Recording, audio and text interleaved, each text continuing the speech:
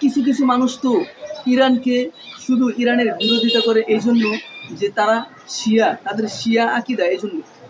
আচ্ছা, শিয়া সাবজেক্টটা এই অন্তিম মুহূর্তে যদি এক পাশে রাখা হয়, তাহলে আপনি একটু বিবেক দিয়ে ভেবে দেখুন, তারাও তো এক কালিমা উচ্চারণ করে, আমরা যেই কালিমা উচ্চারণ করি। তারা তো সেই আল্লাহকে বিশ্বাস করে, আমরা যে আল্লাহকে বিশ্বাস করি।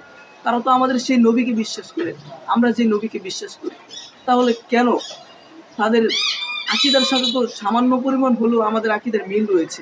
তো সেই দিক থেকে লক্ষ্য করে হলেও আমরা এই অন্তিম মুহূর্তে, অন্ততপক্ষে এই অন্তিম মুহূর্তে বিশ্বের জালেম, দাম্ভিক, অহংকারী ইসরায়েল, আমেরিকা, যারা পুরো পৃথিবীকে একেবারে অস্থিতিশীল করে রেখেছে, যারা লক্ষ লক্ষ মা বোনদের ইজ্জত কেড়ে নিয়েছে, লক্ষ লক্ষ শিশুকে তারা হত্যা করেছে নির্বিচারে,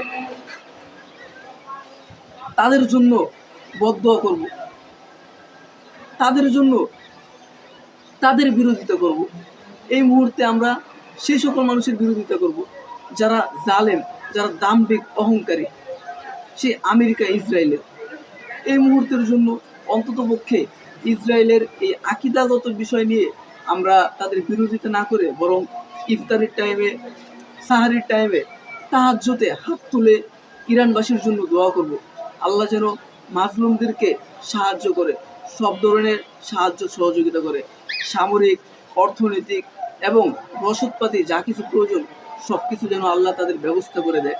বিশেষ করে তাদের সৈন্যদের মধ্যে মনোবল বাড়িয়ে দেয়, তাদের মিসাইলের শক্তি যেন 1000 গুণ বাড়িয়ে দেয়, সেই দোয়া করব।